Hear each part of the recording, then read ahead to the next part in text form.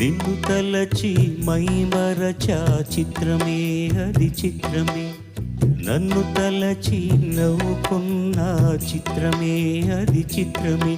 ఆ నింగినెన్నటికీ ఈ భూమి చేరదని నాడు తెలియదులే, ఈనాడు తెలిసెనులే అంతే. నిన్ను తలచి మైమరచ చిత్రమే అది చిత్రమే, నన్ను తలచి నవ్వుకున్న చిత్రమే అది చిత్రమే.